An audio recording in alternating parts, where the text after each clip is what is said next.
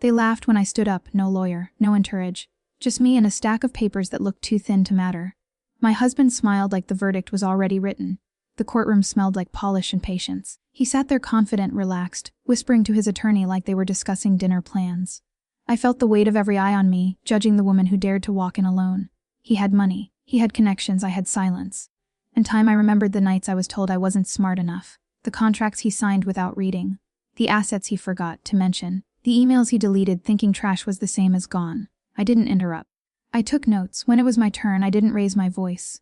I asked questions, simple questions, dates, amounts, signatures. His lawyer answered smoothly until the numbers stopped matching. Until a document appeared that shouldn't exist. Until the judge leaned forward. I watched my husband's smile fade, millimeter by millimeter. Not panic yet, just confusion. The kind that comes when a plan meets an unexpected detail. I told the court I wasn't emotional. I was prepared. Every page I submitted had a reason. Every pause was intentional. He finally looked at me, not with laughter, not with love, but with curiosity. Who was I? When did I learn this? I met his eyes and said nothing. Because power doesn't announce itself. It waits. The judge asked for clarification. I reached for the next file. And that's when my husband realized this wasn't a mistake. I slid the folder across the wooden table slowly, letting the sound travel through the courtroom. It wasn't loud, but it was loud enough. Inside were bank statements with dates highlighted in yellow. Not accusations, not emotions. Just facts lined up like soldiers. I explained nothing yet. I let the judge read. I let the silence work for me. My husband shifted in his seat. His lawyer leaned closer, whispering urgently now. The confidence was gone. Replaced by calculation, damage control, I spoke again, calm and measured. These accounts were opened during our marriage, I said. They were never disclosed. He interrupted, laughing weakly. Said it was a misunderstanding. Said I didn't know how finances worked, the same words he used at home. The judge raised a hand. Let her finish. I continued. I talked about patterns, repeated transfers, shell companies with familiar names. I didn't accuse him of wrongdoing. I asked questions that forced answers. Each answer led to another document. Each document tightened the room. I could feel the shift. The court reporter stopped typing for a second. The judge removed his glasses. My husband stopped looking at me and started looking at the floor. I remembered the day he told me I'd be nothing without him. The day he told his friends I was emotional, not logical. The day he said court was a game for professionals. I never argued back then. I observed.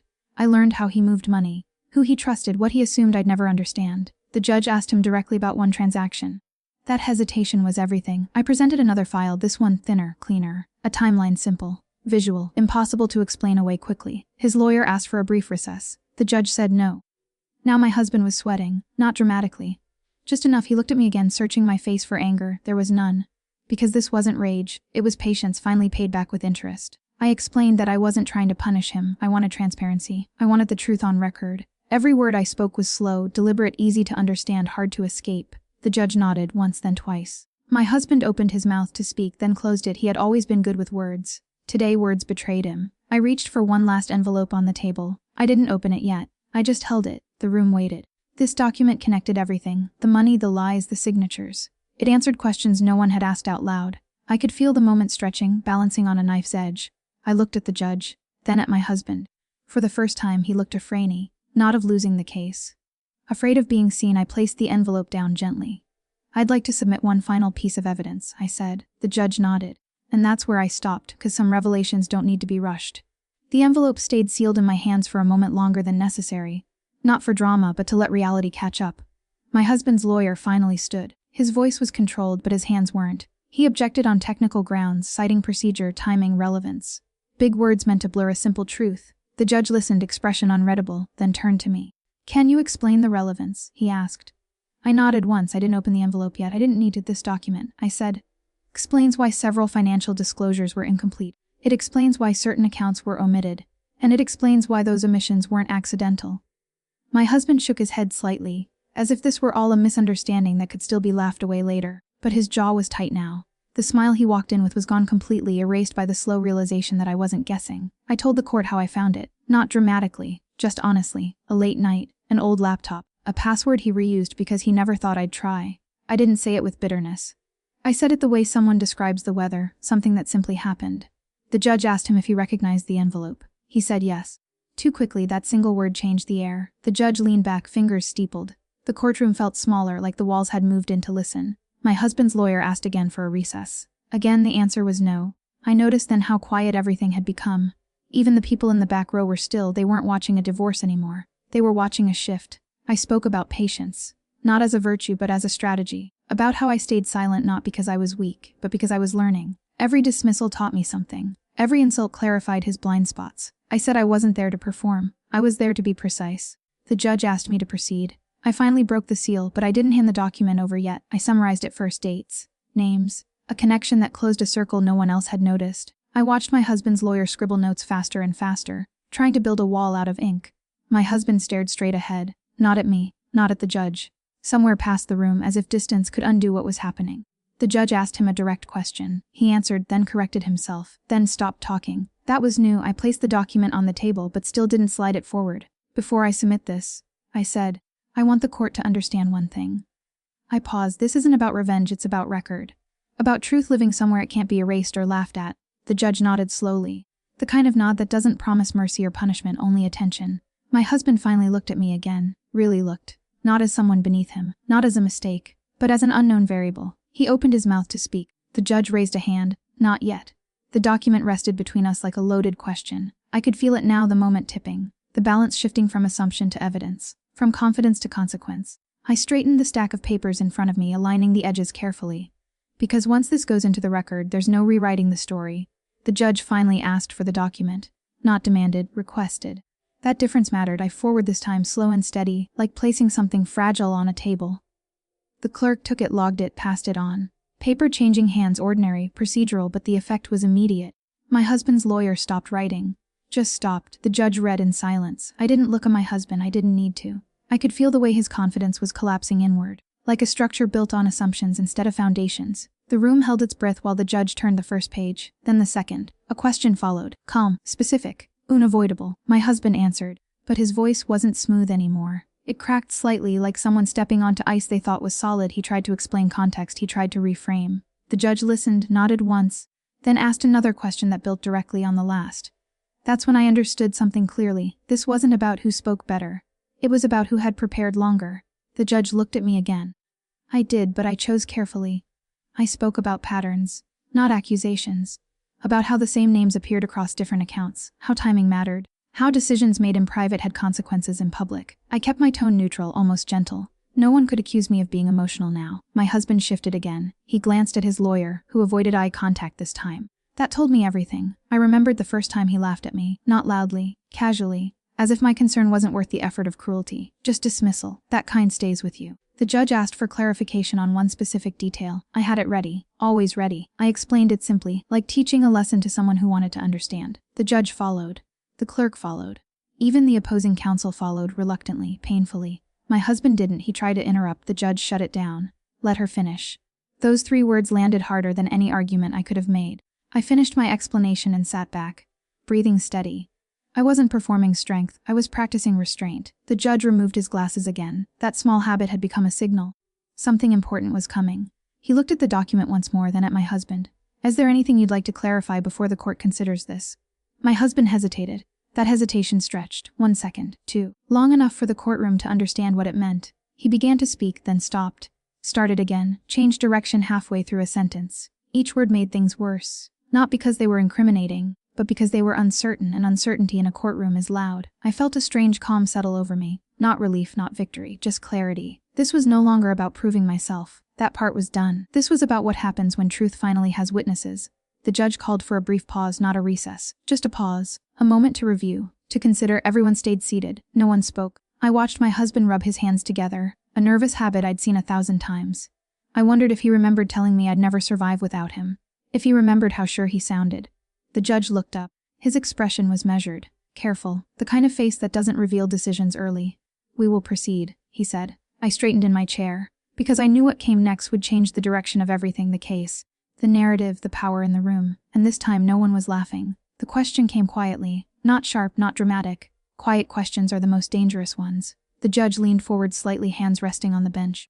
Eyes fixed on my husband. There was no anger there, just expectation. The kind that assumes honesty because lying would be pointless now. He asked about intent. Not whether the transactions existed. Not whether the signatures were his. But why? Why certain accounts were routed the way they were. Why disclosures changed over time. Why explanations only appeared after evidence did. My husband opened his mouth, and nothing came out. That silence was different from hesitation. It wasn't confusion. It was the sound of someone realizing the story they rehearsed no longer fits the facts in front of them. His lawyer stepped in quickly, talking about complexity, about misunderstandings, about how intent can be subjective. The judge listened politely, then raised a single finger. "I asked him," the judge said. The lawyer sat down. My husband swallowed. His confidence had drained away completely now, leaving something raw behind. He spoke slowly, carefully, as if every word might collapse under its own weight. His answer circled the question without touching it. He talked about pressure, about business, about decisions made quickly. The judge didn't interrupt. When he finished, the judge nodded once, then turned to me. "Do you agree with that explanation?" I didn't answer right away, not because I was unsure, but because timing matters. I looked down at my notes, then back up, meeting the judge's eyes directly. "No," I said. "Just one word." The courtroom reacted to that, not loudly but collectively. A subtle shift, like everyone leaned forward at the same time. I explained why, calmly. Clearly, I pointed to one date, one transfer, one inconsistency that couldn't be explained by pressure or haste. It required intention, planning, follow through. I didn't say the word. I didn't have to. The judge asked me one more question, then another. Each answer tightened the frame around the truth. My husband's breathing became visible now, shallow and even. I noticed something then, something small but telling. He wasn't looking at the judge anymore. He was watching me. Not with anger, not with contempt, with calculation. As if he was trying to figure out when I became this person. When the version of me he dismissed quietly stepped out of his reach. The judge called attention back to the bench and addressed both of us. He spoke about responsibility, about disclosure, about how courts rely not just on evidence, but on credibility. That word hung in the air, credibility. I had it. My husband was losing it by the second. The judge said he would need to consider next steps carefully, that additional actions might be required, that the matter before the court was no longer simple. Simple, that word almost made me smile. My husband shifted again, clearly trying to regain control, to interrupt, to say something, anything that might slow what was happening. The judge noticed. "Sir," he said evenly, "I will tell you when it's your turn." That was it. That was the moment. Not the verdict, not the ruling. The moment power changed hands. I felt it settle, not on my shoulders, but the narrative had shifted. I was no longer defending myself. I was being consulted. The judge gathered the documents, stacked them neatly, and looked up. "We will address this thoroughly," he said. "But first, I need one more clarification." He turned his attention back to my husband, and the question he asked next was the one everything hinged on. The courtroom fell into a brittle silence. Not tense in the usual way, but fragile. Every eye followed my husband as the judge leaned slightly forward.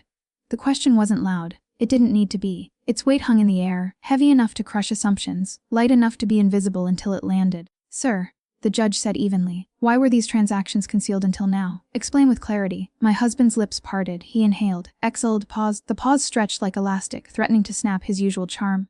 The smooth words he wielded like armor were gone. The confidence that had carried him through boardrooms and living rooms alike had vanished completely.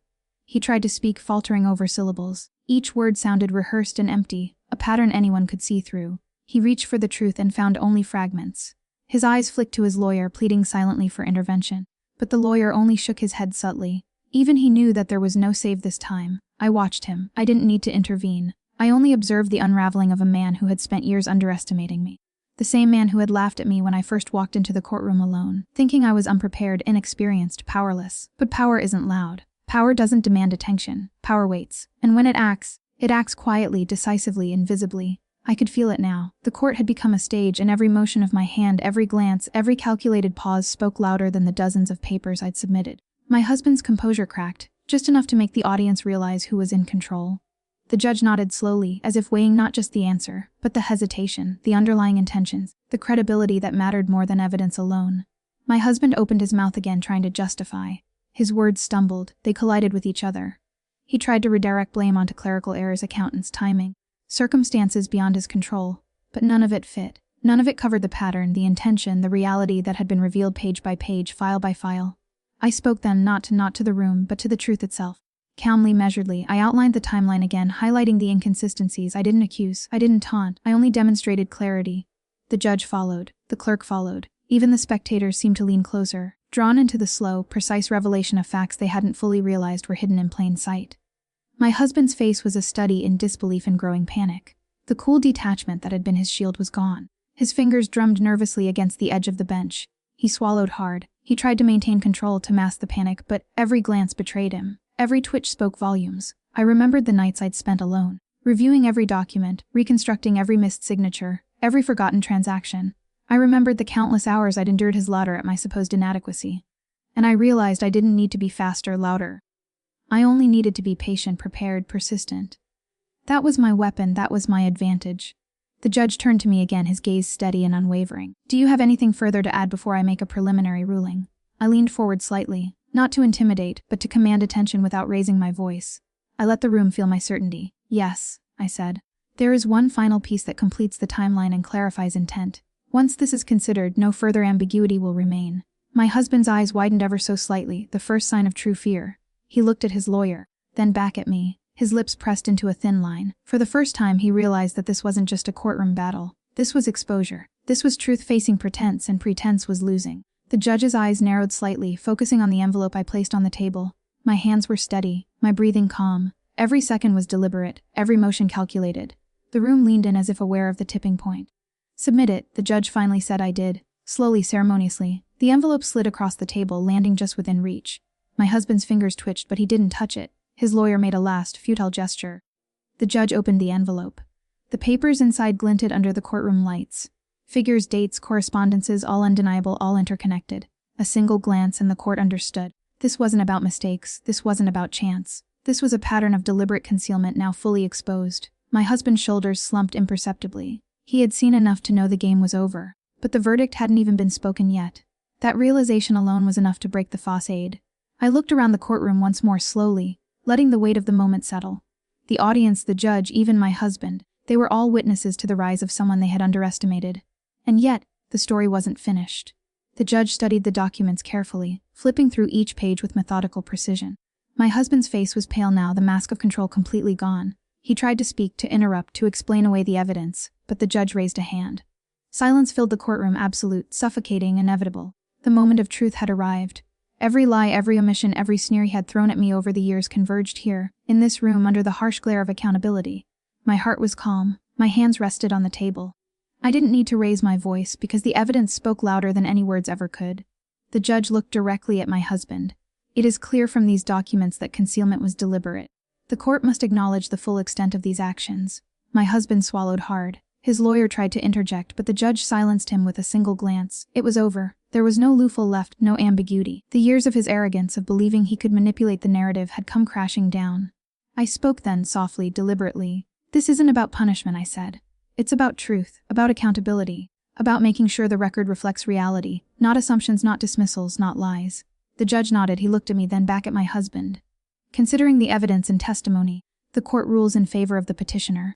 Full disclosure of assets is required immediately. An equitable division will follow according to these findings. Any attempts to obscure or withhold information from this point forward will result in additional legal consequences." My husband's face twisted. Not with anger, but with shock, not with rage, but with fear. He realized, finally, that every attempt to belittle me, every smirk at my supposed weakness, every dismissal of my intelligence, had led him to this exact moment, powerless, exposed, defeated. The courtroom was quiet except for the scribble of the clerk taking notes.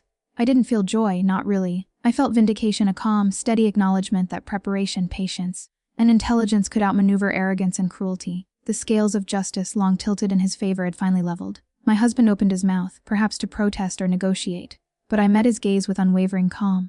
I didn't need to say a word. The truth had already spoken. He slumped back in his chair, exhausted by the weight of his own actions. The arrogance that had defined him for years was gone, replaced by something I had never seen before: humility forced by consequence. As I gathered my documents and prepared to leave, I felt a sense of closure I hadn't known I could experience. Not vengeance fueled by anger, not petty retribution, but the quiet power of someone who refused to be underestimated, who turned patience into strategy and intelligence into a weapon. I glanced at my husband one last time, his eyes avoided mine, finally acknowledging the depth of his misjudgment. For the first time, he understood that laughter at another's expense, especially someone who had been dismissed, belittled, and underestimated, could backfire with devastating precision. The courtroom emptied gradually. The whispers followed me, but I didn't turn around. I didn't need the validation of strangers. I had my own satisfaction, and it was more profound than any applause could ever be. Outside, the sun was setting. Light poured across the marble steps, warm and steady. I walked down slowly, savoring the clarity of each step. My life was no longer defined by someone else's power or assumptions. I had reclaimed it quietly, deliberately, effectively. And as I reached the final step, I smiled, not with malice, not with triumph, but with the calm assurance that comes when the story finally ends the way it should, with the truth revealed, the wrongs acknowledged, and the underestimated rising stronger than ever. No one would ever underestimate me again. The end.